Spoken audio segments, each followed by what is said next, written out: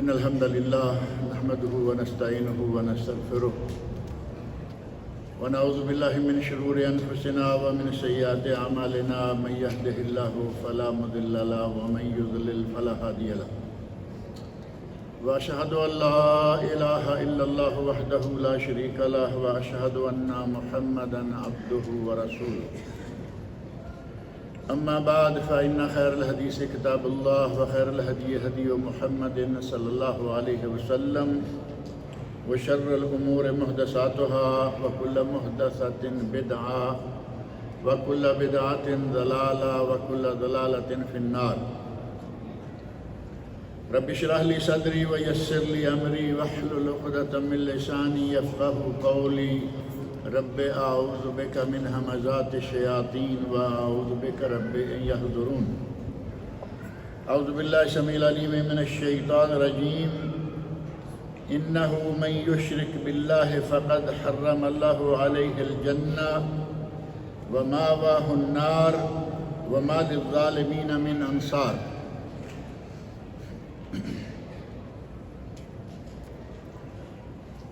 یہ حرمت والے مہینے چل رہے ہیں اور حرمت والے مہینے حرمت والے کیوں ہیں کہ ان مہینوں میں ہر طرح کے گناہ سے عہد جاہلیت بھی بچا کرتے تھے۔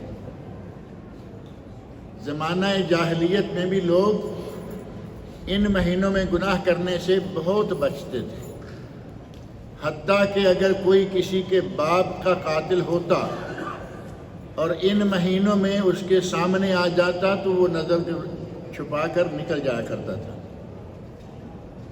اتنی حرمت ہے ان 4 مہینوں کی، اور ان کا ذکر اللہ رب العزت نے قرآن کریم میں سورۃ التوبہ کی آیت نمبر 36 میں فرمایا ہے، ان عدۃ الشہور عند اللہ 12 شہرا فی کتاب اللہ یوم خلق السماوات والارض منہا 4 حرم۔ مہینوں کی تعداد 12 ہے اللہ کی کتاب میں، اور یہ کب سے ہے؟ یوم خلق السماوات والارض، جب سے اللہ نے یہ زمین و آسمان بنائے ہیں۔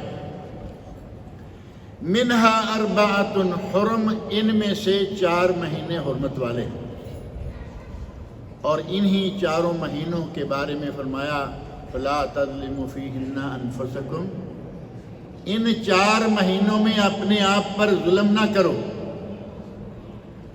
اپنے آپ پر ظلم نہ کرو، اپنے مسلمان بھائیوں پر ظلم نہ کرو۔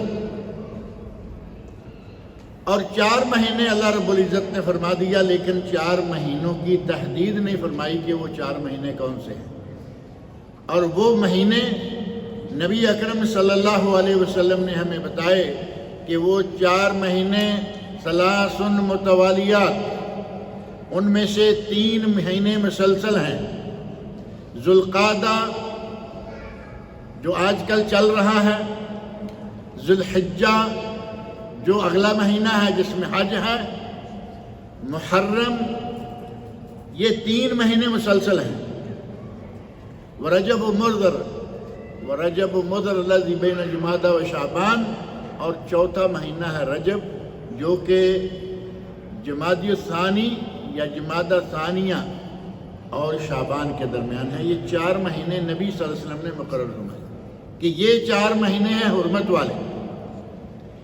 ان 4 مہینوں میں عہد جاہلیت جنگ نہیں کیا کرتے تھے، لڑائیاں نہیں کیا کرتے تھے، اور ان 4 مہینوں کی ہمیں مسلمانوں کو تو خاص طور پر قدر کرنی چاہیے، ان کی حرمت کا خیال رکھنا چاہیے، اور ان مہینوں میں کسی قسم کا گناہ اور اس کا ارتکاب کرنے سے ہمیں گریز کرنا چاہیے، بچنا چاہیے۔ باقی 8 مہینوں میں گناہ کرنے چاہیے؟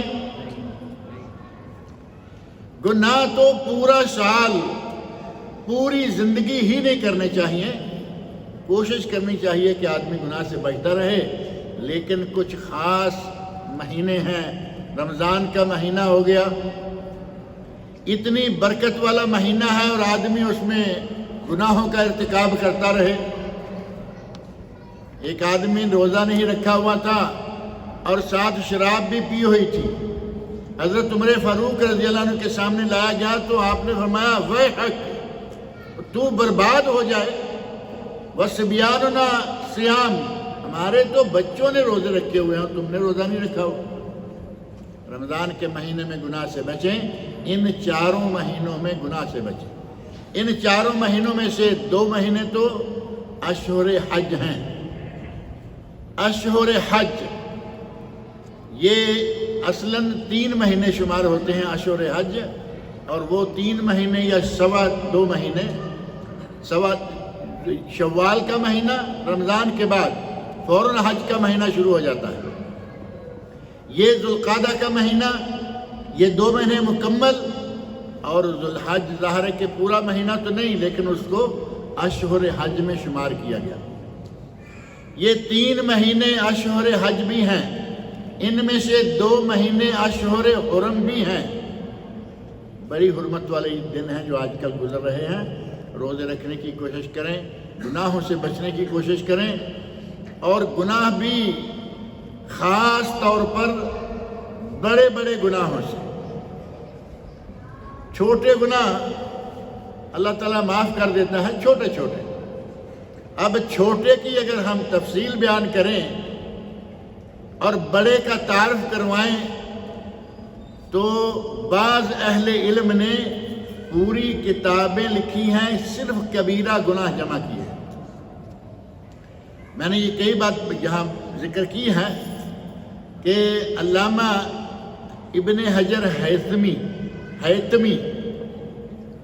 یہ 2 نام ہیں، ایک ہے ابن حجر حیثمی تا کے ساتھ 2 نقطے، اور ایک ہے علامہ ابن حجر نور الدین حیثمی سا کے ساتھ۔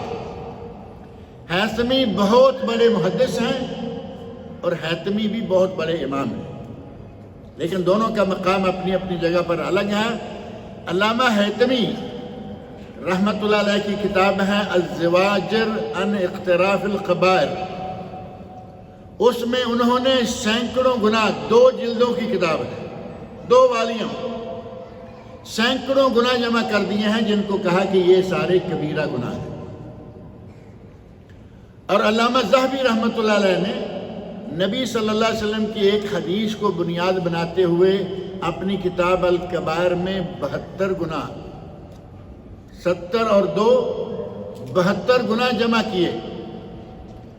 اور شیخ الاسلام محمد بن عبد الوہاب رحمۃ اللہ علیہ نے اس سے تھوڑا مختصر کتاب، لیکن اس میں بھی انہوں نے کبائر جمع کیے۔ اور اہل علم کا کہنا یہ ہے کہ کوئی بھی کبیرہ نہیں رہتا اگر کبیرہ کے بعد آدمی توبہ استغفار کر لے۔ لا کبیرہ مال استغفار ولا صغیرہ مال اصرار۔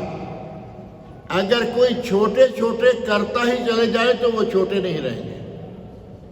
آپ دیکھ لیں کوئی بھی گناہ مسلسل کرتے رہیں گے تو وہ چھوٹا رہے گا، کوئی ایک چھوٹے سے چھوٹا بھی لے لیں۔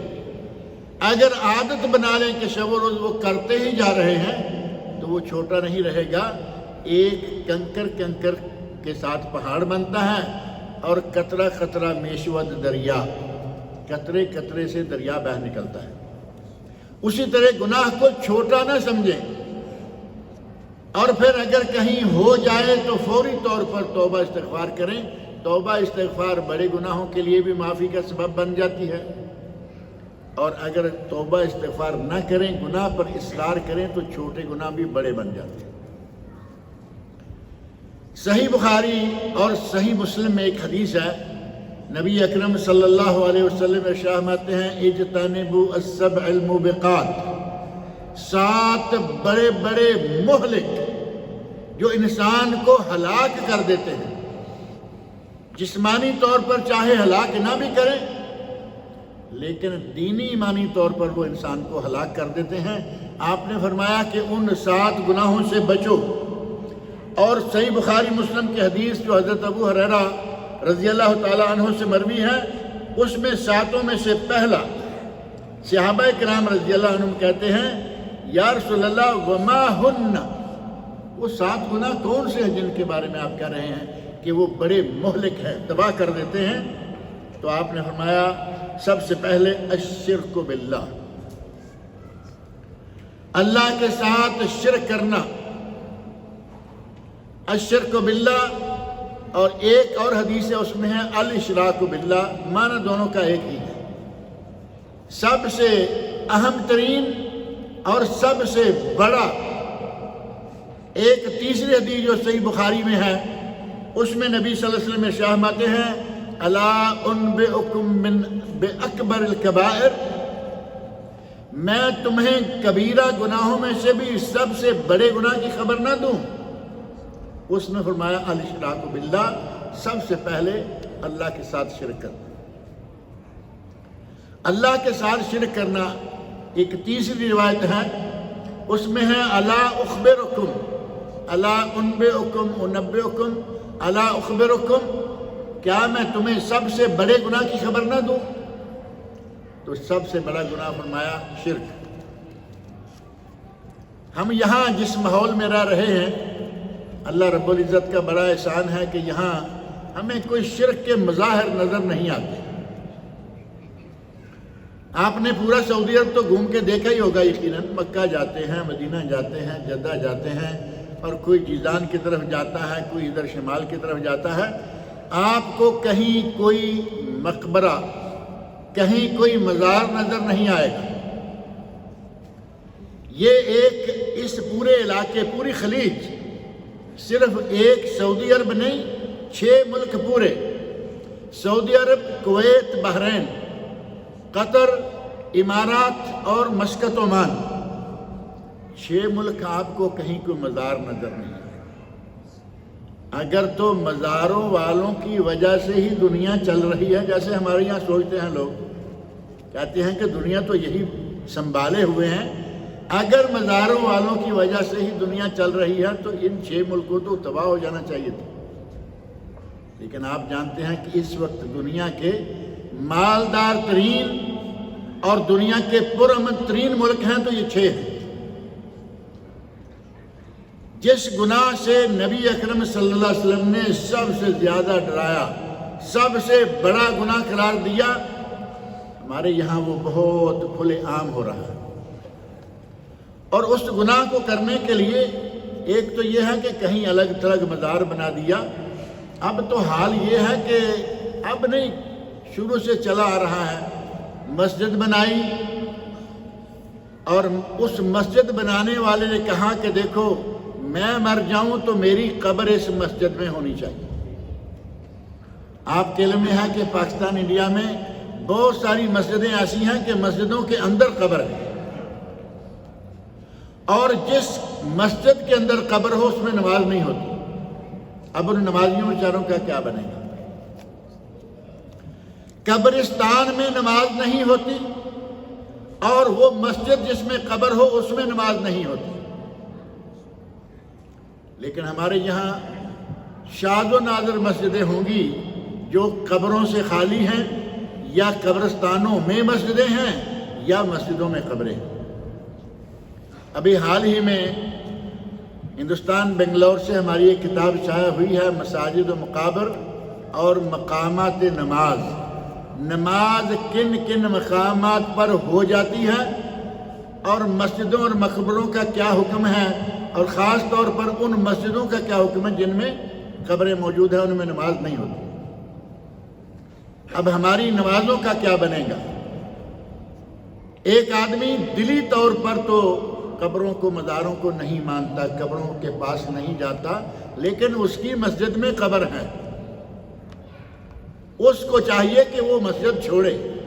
اس کے دائیں بائیں یقیناً مسجدیں ایسی موجود ہیں جہاں قبریں نہیں ہیں، لیکن چھوڑے ہی کیسے؟ ہمارے دلوں کے اندر بیٹھا ہوا کہ سرکار کی قبر اس مسجد میں ہے، وہاں تو ہم جان بوجھ کر جاتے ہیں۔ نبی اکرم صلی اللہ علیہ وسلم نے سب سے بڑا، سب سے پہلا گناہ جو شمار کیا وہ ہے الشرک باللہ یا الاشراک باللہ، اور دوسرا گناہ ہے السحر، جادو۔ ان کا بھی تذکرہ تھوڑا تھوڑا بعد میں کرتے ہیں۔ تیسرا ہے قتل النفس التی حرم اللہ الا بالحق، قتل کرنا،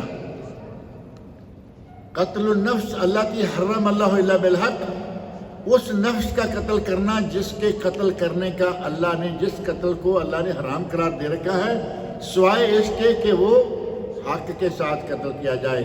اور حق کے ساتھ قتل کرنا کیا ہوگا؟ مختصراً یہ کہ کوئی بوڑھا زانی ہے، شادی شدہ زانی، بوڑھا نہ ہی صحیح، شادی شدہ زانی کی سزا کیا ہے اسلام میں؟ رجم، رجم، سٹوننگ ٹل ڈیتھ، مرنے تک پتھر مار مار کے مار دو، یہ قتل جائز ہے۔ یہ ہے الا بالحق، کسی نے کسی کا قتل کر دیا، اس کو قتل کرنا جائز ہے، لیکن اس کو میں آپ نہیں کریں گے۔ جیسے زانی کو حکومت قتل کروائے گی، ایسے ہی قاتل کو بھی حکومت قتل کروائے گی۔ یہ ہیں جو کہ بالحق ہیں۔ اس کے علاوہ اگر کوئی کسی کو پکڑ کے مار دیتا ہے، غصے میں آیا گولی مار دی، غصے میں آیا چاقو مار دیا، یہ قتل ناحق قتل ہے۔ نبی اکرم صلی اللہ علیہ وسلم نے اسے بھی کبیرہ گناہ شمار کیا ہے۔ اور چوتھا ہے اکل الربا، سود کھانا، جو آج کل شرک کی طرح بہت ہی پھیلا ہوا ہے، پھیلتا جا رہا ہے۔ سود کے بارے میں پرواہ نہیں کی جاتی کہ یہ کیا ہوا۔ اور پانچواں ہے اکل مال الیتیم، یتیم کا مال کھانا۔ بھائی فوت ہو گیا ہے، بھابھی کو گھر سے نکالا، بچوں کا جو حق دادا کی طرف سے ان کو بہت بڑا حق ملتا ہے، وہ چاچے تائے کھائے جا رہے ہیں۔ یہ ہے اکل مال یتیم، یتیم کا مال کھا جانا۔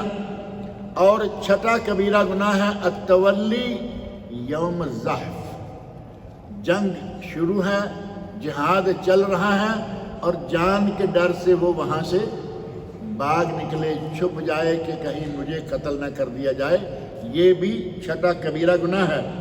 اور ساتواں گناہ ہے قذف المحصنات المومنات الغافلات، کسی مومن عورت پر جو بے قصور ہے اس پر زنا کی تہمت لگا دینا۔ یہ 7 بڑے بڑے گناہ صرف اس ایک حدیث میں آئے ہیں، اور بعض احادیث میں ان کے علاوہ بھی بعض گناہوں کا ذکر آیا ہے، جن میں سے ایک حدیث میں حقوق الوالدین، 8واں کبیرہ گناہ ماں باپ کی نافرمانی، اور یہ بھی بہت عام ہوتا جا رہا ہے۔ اور ماں باپ کی نافرمانی کی اقسام میں سے ایک قسم یہ ہے کہ باپ زندہ ہے اور اس کو پستول، بندوق کے زور پر، چاقو کے زور پر کہا جا رہا ہے کہ ہمارا حصہ لکھو، میرا جو حق بنتا ہے لکھو۔ باپ زندہ ہے، حالانکہ جب تک وہ شخص زندہ ہے اس کی جائیداد میں کسی کا کوئی حق نہیں ہے۔ لیکن بیٹے بیٹیاں مل کے، بعض جگہ تو ایسی ہیں کہ بیٹے بیٹیاں مل کر باپ کو پاگل قرار دلوا لیتے ہیں، باقاعدہ سرٹیفکیٹ لیا کہ ابا پاگل ہے، ابا پاگل ہو چکا ہے، اس کا مال جو ہے اس میں استعمال کرنے سے منع کر دیا جائے، اور وہ مال ہمیں شرعاً یہ حجر ہے، شرعاً یہ حجر ہے۔ اگر کوئی آدمی واقعی پاگل ہو جائے یا کوئی آدمی اتنا فضول خرچ ہو جائے کہ اسے پتہ ہی نہیں کہ میرے مال کو میں کہاں کہاں برباد کر رہا ہوں، شرعاً اجازت ہے کہ اس کو منع کر دیا جائے کہ تم اپنے مال کو بھی اپنے باپ، اپنے بیٹوں، اپنی اولاد کی مرضی کے بغیر خرچ نہیں کر سکتے۔ لیکن بالکل تندرست و توانا باپ ہے، کوئی فضول خرچی نہیں، صرف دولت اپنے ہاتھ میں کرنے کے لیے باپ کو پاگل قرار دینے کے لیے سرٹیفکیٹ لیا ہسپتال سے، اور اس کی دولت جو ہے وہ ہتھیا لی۔ ایک شکل آج کل یہ بنی ہوئی ہے، اور دوسری یہ کہ اتنا لمبا نہیں، سیدھا سیدھا ہمارا حصہ دو۔ یہ بہت بڑی نافرمانی ہے اپنے والدین میں سے، خاص طور پر باپ کی۔ اور 9واں گناہ نبی اکرم صلی اللہ علیہ وسلم تشریف فرمائے ہیں، ٹیک لگائی ہوئی ہے، اور آپ اٹھ کر بیٹھ گئے اور فرمایا الا وقول الزور، الا وقول الزور، الا وقول الزور، صحابی کہتے ہیں کہ ہم نبی صلی اللہ علیہ وسلم نے اتنی مرتبہ یہ الفاظ دہرائے کہ ہم کہنے لگے لیتہ سکتا، کاش کہ آپ خاموش ہو جائیں، یعنی آپ کی طبیعت پر اس کا اثر ہونے لگا۔ اور ہمارے یہاں قول الزور کیا ہے؟ جھوٹی گواہی دینا، پتہ ہی نہیں واقعے کا، کچھ پیسے چاہیے، کورٹ کچہری کے چاروں طرف آپ کو گواہ مل جائیں گے، ہر قسم کے کیس کے لیے اور ہر قسم کے ریٹ کے۔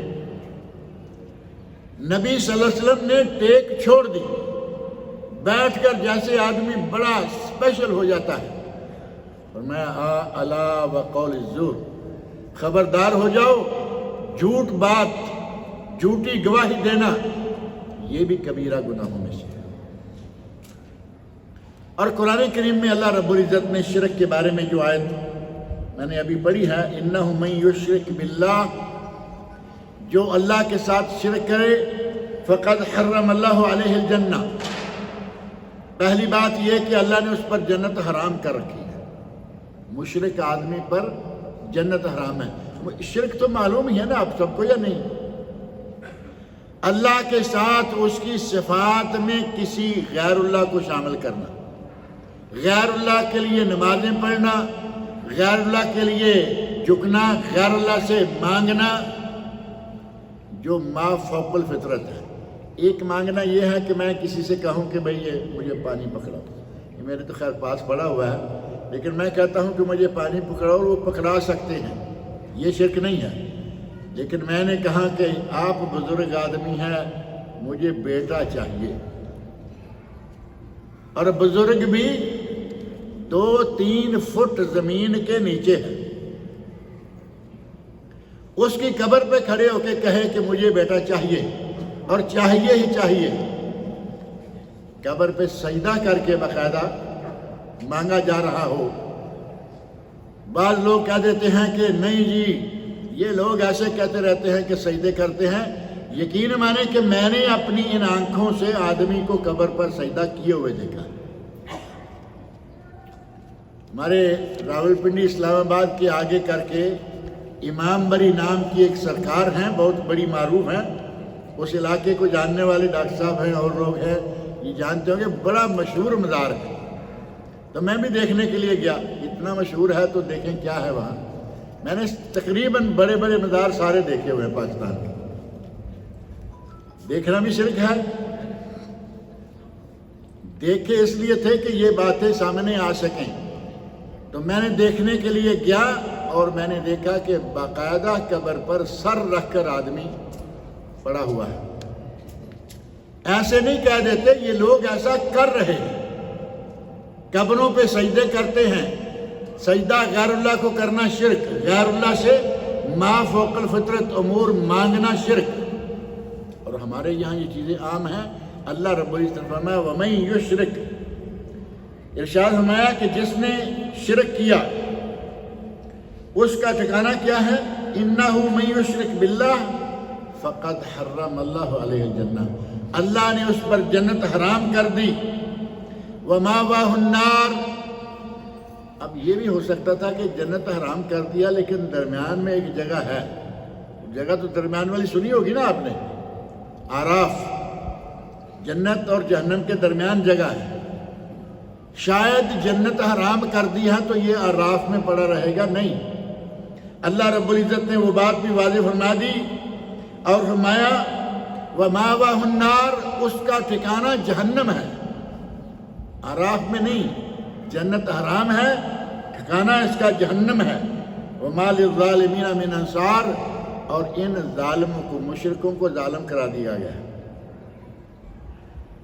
حضرت لقمان علیہ السلام نے اپنے بیٹے کو کہا نا لا تشرک باللہ، بیٹا شرک نہ کرنا، ان الشرک لظلم عظیم، شرک بہت بڑا ظلم ہے۔ اور یہاں اللہ رب العزت فرما رہے ہیں وَمَا لِلظَّالِمِينَ مِنْ أَنصَارٍ، مشرکین کے لیے کوئی مددگار وہاں نہیں آئے گا۔ دنیا میں تو کئی لوگ بیٹھے ہوتے ہیں نا، ہمارا ماہانہ سالانہ دیتے رہو تمہیں ہم پار لگا دیں گے۔ اللہ نے فرمایا وہاں کوئی پار لگانے والا نہیں آئے گا، یہاں ماہانہ دو، سالانہ دو، چڑھاوے چڑھاؤ، جو چاہے کرتے رہو، وہاں حکومت اللہ کی، اور وہاں کسی کو یہ حق نہیں ہوگا کہ وہ بولے۔ 20ویں پارے میں اللہ رب العزت نے پہلی سورۃ نبا میں فرمایا ہے اللہ کی اجازت کے بغیر کوئی بول بھی نہیں سکے گا،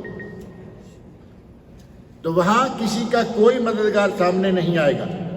اور دوسری معروف آیت ہے، یہ سورہ مائدہ کی آیت 72 ہے، اور دوسری سورۃ النساء کی آیت نمبر 48 میں اللہ تعالیٰ نے فرمایا ان اللہ لا یغفر ان یشرک بہ، اللہ کسی کو شرک معاف نہیں کرے گا، وَيَغْفِرُ مَا دُونَ ذَلِكَ لِمَن يَشَاءُ، اور شرک کو چھوڑ کر جو باقی گناہ ہیں جسے اللہ چاہے معاف کرے۔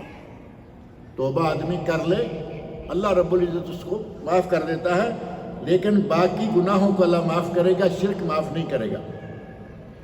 وَمَن يُشْرِكْ بِاللَّهِ فَقَدِ افْتَرَىٰ إِثْمًا عَظِيمًا، جو آدمی اللہ کے ساتھ کسی کو شریک بناتا ہے تو فرمایا کہ اس نے بہت بڑا گناہ، بہت بڑا افتراء، بہت بڑا بہتان باندھا اللہ رب العزت کی ذات پر۔ ایسے ہی صحیح بخاری شریف میں ایک حدیث ہے، نبی صلی اللہ علیہ وسلم سے پوچھا گیا ای الذنب اکبر، اے اللہ کے نبی سب سے بڑا گناہ کون سا ہے؟ پہلے میں نے ذکر کی 3 احادیث جن میں نبی صلی اللہ علیہ وسلم فرماتے ہیں الا اخبرکم، کیا میں نے تمہیں بتاؤں کہ بڑا گناہ کون سا ہے؟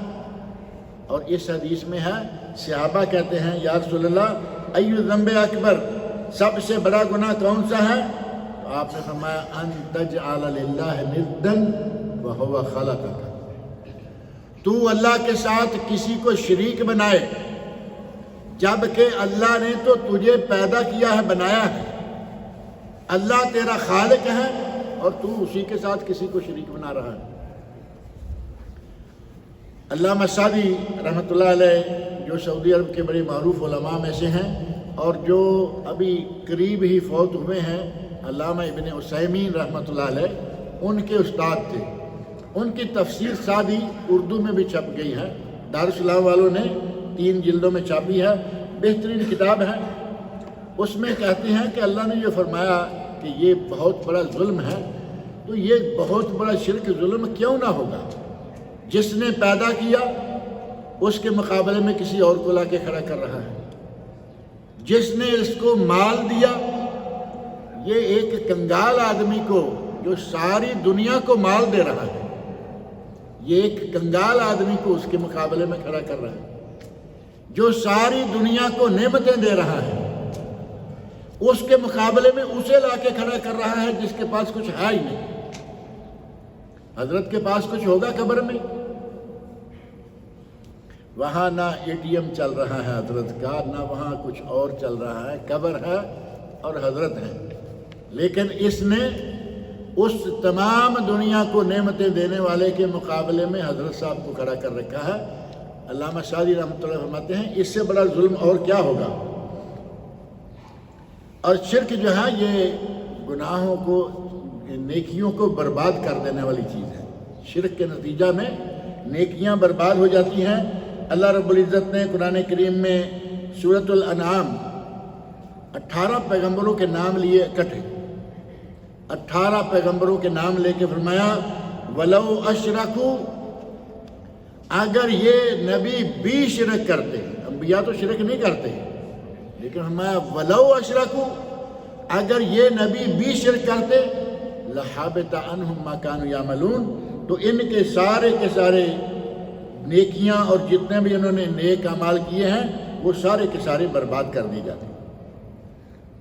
اور انبیاء کرام کے سردار اور امام حضرت محمد رسول اللہ صلی اللہ علیہ وسلم کو مخاطب کر کے اللہ رب العزت نے سورۃ الزمر کی آیت 65 میں فرمایا وَلَقَدْ أُوحِيَ إِلَيْكَ وَإِلَى الَّذِينَ مِن قَبْلِكَ وَإِلَى الَّذِينَ مِن قَبْلِكَ، اے میرے نبی تجھے بھی وحی کی جا چکی ہے اور تجھ سے پہلے انبیاء کو بھی وحی کی جا چکی ہے۔ اب اس میں تمام انبیاء بھی آ گئے اور بالخصوص ہمارے نبی محمد رسول اللہ صلی اللہ علیہ وسلم بھی آ گئے۔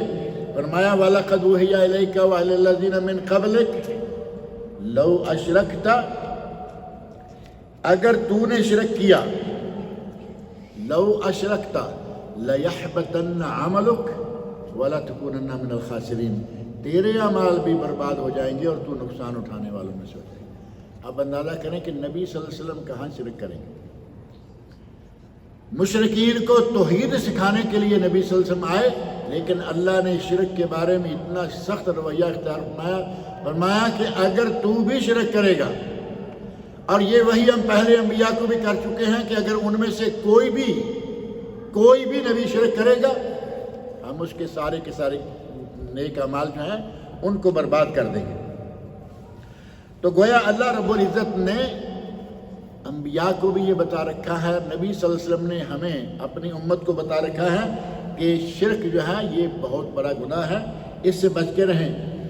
اور ایک حدیث قدسی ہے سنن ترمذی میں، جسے علامہ البانی رحمۃ اللہ نے صحیح قرار دیا، اس میں اللہ رب العزت فرماتے ہیں یا ابن آدم انک لو اتیتنی، اے بنی آدم اگر تو آیا میرے پاس آیا، بے قراب الارض خطایا، یہ پوری زمین تیرے گناہوں سے بری ہوئی ہو، یعنی پوری زمین تیرے گناہوں سے بری ہوئی ہو، تو اس حال میں میرے پاس آئے، ثم لقیتنی لا تشرک بی شیئا، اور پھر تو اس حال میں میرے پاس آئے کہ تو نے میرے ساتھ کوئی شرک نہ کیا، یہ پوری زمین تیرے گناہوں سے بری ہوئی ہو لیکن میرے ساتھ تو نے شرک نہ کیا ہو، دوسرے گناہ کیے ہیں، تو فرمایا اللہ تعالیٰ نے لا اتیتک بقرابھا مغفرہ، میں تمہیں جیسے زمین تو نے گناہوں سے بھر رکھی ہے، میں اپنی مغفرت سے زمین بھر دوں گا، اتنی تیرے لیے معافیاں دے دوں گا۔ لیکن کب؟ جتنے بھی گناہ ہیں کیے، لیکن ان میں سے شرک کسی قسم کا تو نے نہ کیا۔ ایسے ہی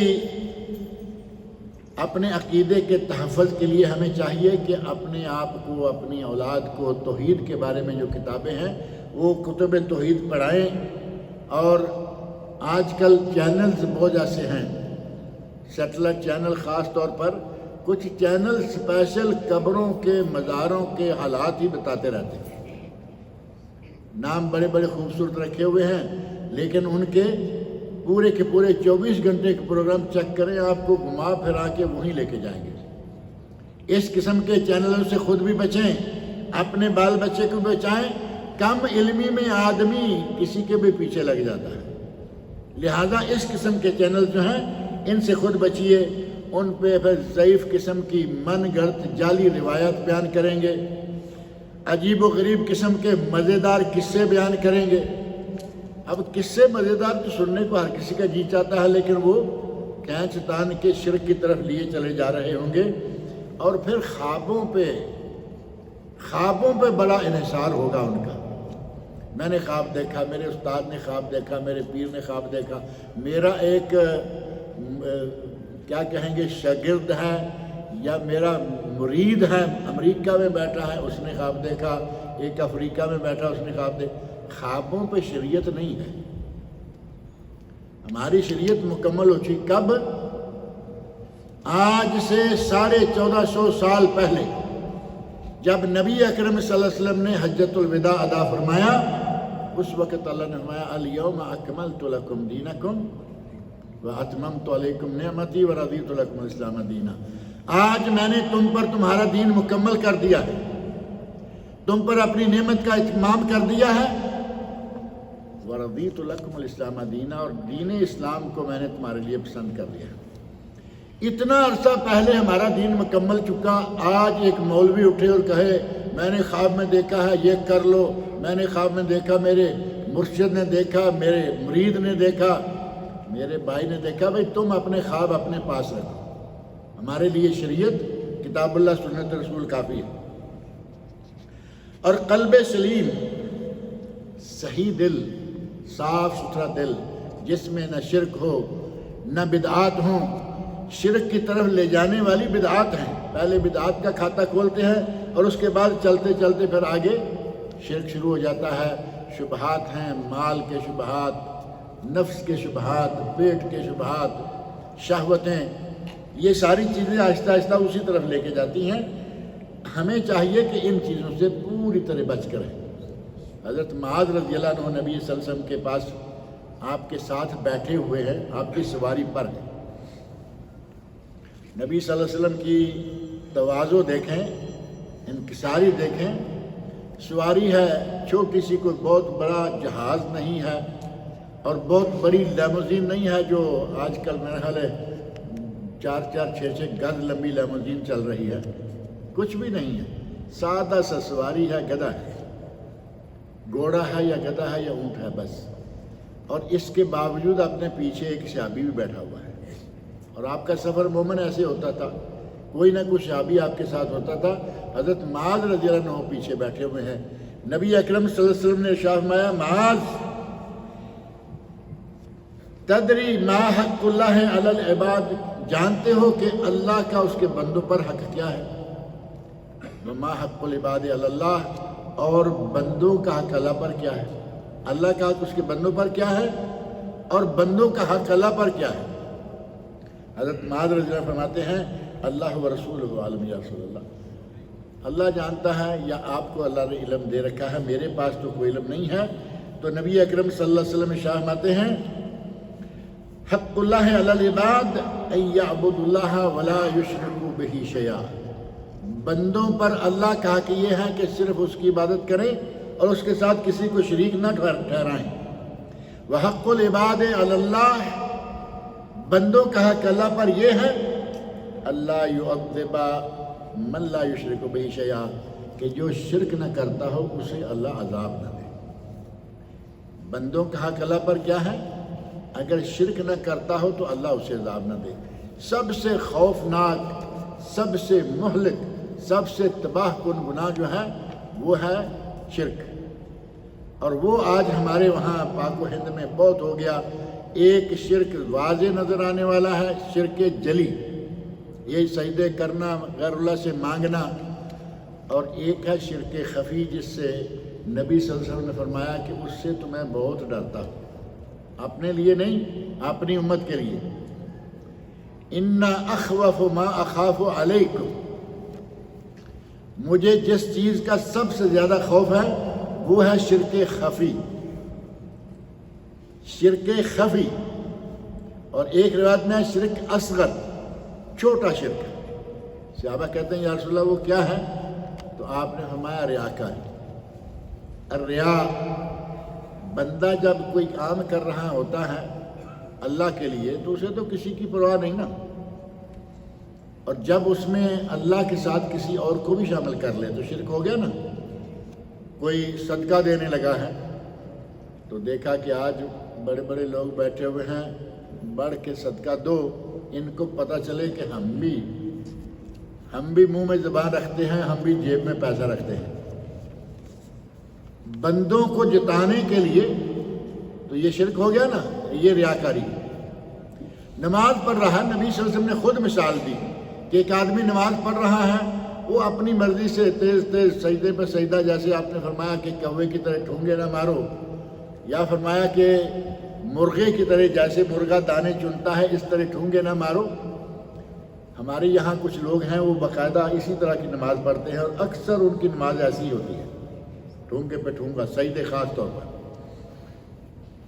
آپ نے فرمایا کہ ٹھونگے مارتے ہوئے نماز پڑھ رہا ہے، جیسے ہی دیکھتا ہے کہ پیچھے کوئی آدمی ہے جو مجھے دیکھ رہا ہے، یعنی دفتر کی مسجد لگا لیں، آفس کی مسجد ہے، آفس کی مسجد میں وہ اپنی مرضی سے پڑھ رہا ہے ٹھونگے پہ ٹھونگا، دیکھا کہ چیف آ گیا ہے، باس آ گیا، فلاں آ گیا، فلاں آ گیا، فوری طور پر نماز سنبھال کے شروع کر دیا، اب آرام سے پڑھ رہا ہے۔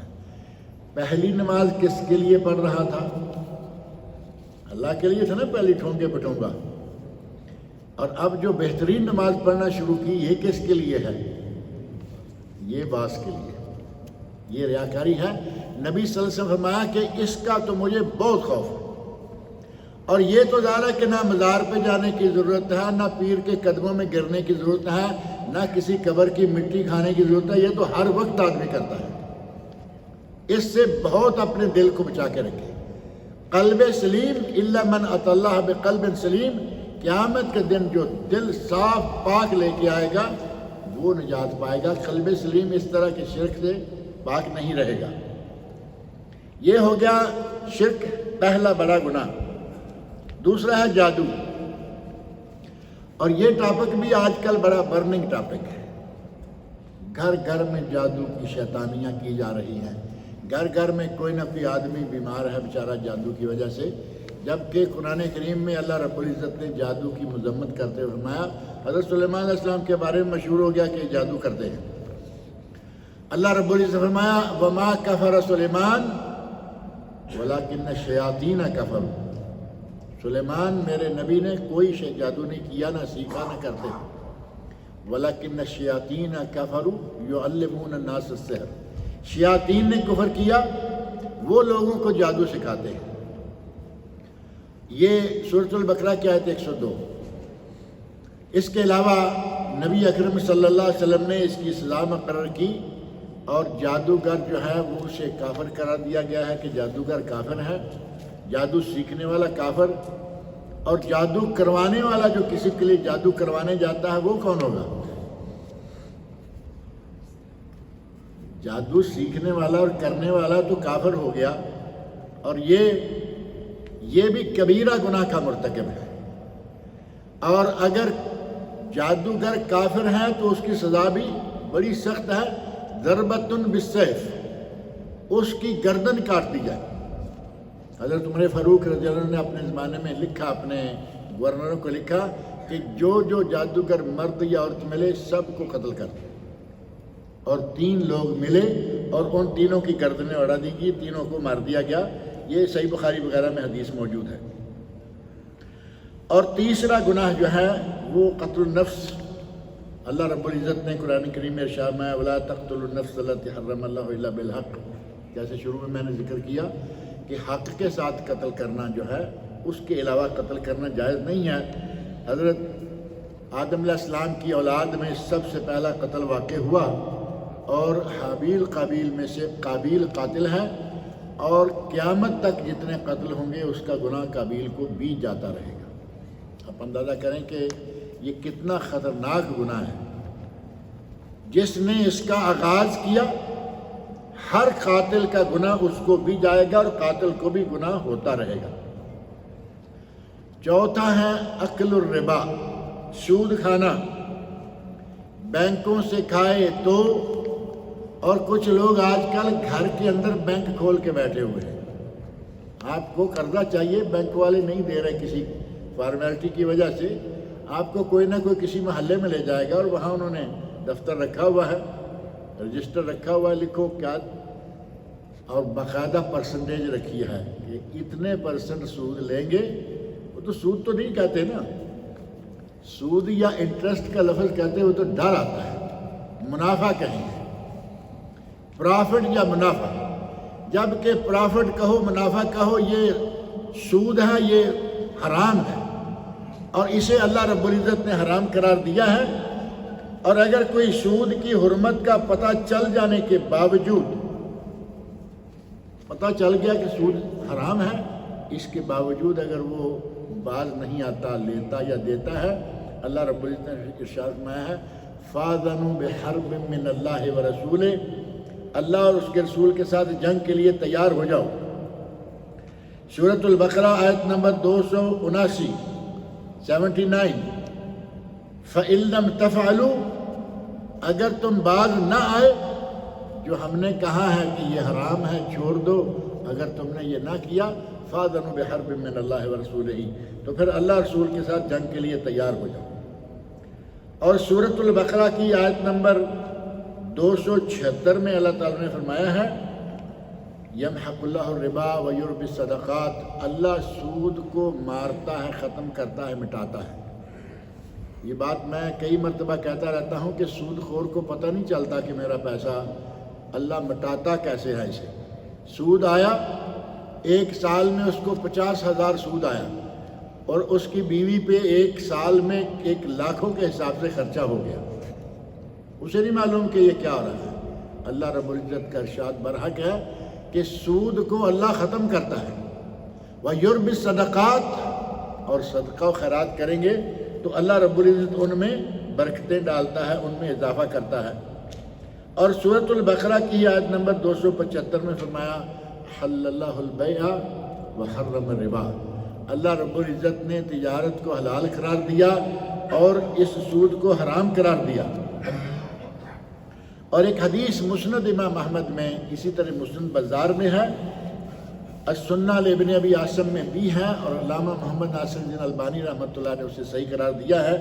اس میں ہے درہم و ربا یاکلہ الرجل وہو یعلم، ایک درہم سود کا، ذرا تھوڑا غور سے سنیں، درہم و ربا یاکلہ الرجل وہو یعلم، ایک آدمی ایک درہم سود کا کھاتا ہے اور اسے معلوم ہے کہ یہ سود ہے، معلوم ہے، یہ نہیں کہ جاہل ہے، معلوم ہے کہ یہ سود ہے۔ اشد من 36 زنیہ، اس کا گناہ 36 مرتبہ زنا کرنے سے بھی زیادہ ہے۔ آپ اندازہ کریں کہ کتنا بڑا یہ برا گناہ ہے، لیکن لوگ لاپرواہی، بینک سے آ رہا ہے، مزے سے کھا رہے ہیں، اور یہ جو کتاب والا میں بتا رہا ہوں گھر میں بیٹھا ہوا ہے کھتری، یہ مسلمان کھتری بنیا بنا ہوا ہے، سود لے رہا ہے، کھا رہا ہے، چلا رہے ہیں۔ اور 5واں گناہ اکل و مال الیتیم، یتیم کا مال، چچے کھائیں، تائے کھائیں، یا کوئی جس کے ہاتھ میں بھی یتیم کا کچھ مال آ جائے وہ کھائے، یہ اللہ رب العزت نے قرآن کریم میں حرام قرار دیا۔ اور ارشاد فرمایا وَلَا تَقْرَبُوا مَالَ الْيَتِيمِ إِلَّا بِالَّتِي هِيَ أَحْسَنُ حَتَّى يَبْلُغَ أَشُدَّهُ، سورہ بنی اسرائیل یا سورۃ الاسراء کی آیت نمبر 34 ہے۔ یتیم کا مال نہ کھاؤ، إِلَّا بِالَّتِي هِيَ أَحْسَنُ، سوائے اس کے کہ تمہارے ہاتھ میں کسی یتیم کا بہت بڑا مال آیا ہوا ہے، اب تم اس کو تجارت میں لگا رہے ہو، تم اس پہ کام کر رہے ہو، اپنا حق حاصل کر، صرف تنہا لے لو، یہ ہے الا باللتی ہے یا احسن حتی یبلغ اشدہ، اور یہ تب تک کرو جب وہ جوان نہ ہو جائے، جب جوان ہو جائے اس کا مال اس کے ہاتھ میں دے دو۔ اور 6واں گناہ ہے التولی یوم الزحف، میدان جنگ سے بھاگ جانا، موت سے ڈرتا ہوئے بھاگے گا نا، جبکہ موت اللہ رب العزت نے قرآن کریم میں ارشاد فرمایا ہے کہ موت تمہیں آ جائے گی چاہے تم کہاں بھی ہوگے، اینما تکونوا یدرککم الموت ولو کنتم فی بروج مشیدہ، سورۃ النساء آیت نمبر 78، موت تمہیں آ جائے گی وَلَوْ كُنْتُمْ فِي بُرُوجٍ مُشَيَّدَةٍ، چاہے تم کتنے مضبوط قلعوں میں کیوں نہ ہوگے۔ امام ابن کثیر رحمۃ اللہ نے کئی واقعات ذکر کیے ہیں اس سلسلہ میں، اور کئی واقعات پیش آئے ہمارے جنگوں کے دوران، آدمی نے بچنے کی کوششیں کی، چھپا اپنے گھر میں، فوج والے لینے کے لیے آ جاتے ہیں نا گھروں میں۔ ایک واقعہ سننے میں آیا کہ فوج والے لینے کے لیے آئے اور یہ اندر بھاگا جا کے پچھلی کوٹڑی بھی معلوم ہوگا نا، یہ کمرہ ہے اور یہ پیچھے، یہاں تو محراب والوں کا حصہ ہے، دیہات میں کوٹڑی ہوتی ہے، کچھ سامان وغیرہ ریزرو وہاں پڑا رہتا ہے، کوٹڑی میں لحاف پڑے ہوئے تھے، کمبل سمجھ لے پڑے ہوئے تھے، ان میں جا کے چھپ گیا، گھر والوں کو کہا کہ کوئی بتائے نہیں، اب گھر والے فوجی کہاں جا کے کمبل کھولتے پھریں گے، وہاں چھپ گیا، فوجی چلے گئے، اور گھر والوں نے، ماں نے، کسی نے کہا کہ اب جا کے کہتے ہیں کہ بھائی نکل آؤ، اور گئے تو دیکھا کہ مرا پڑا ہے اور اسے سانپ نے ڈس لیا ہے۔ وَلَوْ كُنْتُمْ فِي بُرُوجٍ مُشَيَّدَةٍ يُدْرِككُمُ الْمَوْتُ وَلَوْ كُنْتُمْ فِي بُرُوجٍ مُشَيَّدَةٍ، موت تمہیں لے لے گی، ڈرنے سے بھاگنے سے کیا فائدہ؟ میدان جہاد سے بھاگنا کبیرہ گناہوں میں سے ایک ہے، اور اپنی جگہ سے ہٹ جانا صرف ایک شکل میں جائز ہے کہ آدمی پیچھے ہٹنا، کہے نا پیچھے ہٹنا گناہ ہے، پیچھے ہے تولی، پشت پھیر کر میدان سے بھاگ جانا، لیکن اگر میدان کے اندر ہوتے ہوئے ہی وہ صرف اتنا کرتا ہے وَمَن يُوَلِّهِمْ يَوْمَئِذٍ دُبُرَهُ إِلَّا مُتَحَرِّفًا لِقِتَالٍ أَوْ مُتَحَيِّزًا إِلَى فِئَةٍ، اگر وہ جسے پینترا بدلنا کہتے ہیں نا، پینترا بدلنے کے لیے پیچھے سے ہو کے کہیں ان کو آ کے مارنا چاہتا ہے، جائز۔ اگر اس نے دیکھا کہ میرے لوگ وہاں زیادہ ہیں اور وہاں جانے کے لیے مجھے ایک مرتبہ پلٹ کے جانا پڑے گا، جائز، لیکن جان بچانے کے لیے میدان سے بھاگے، کبیرہ گناہ۔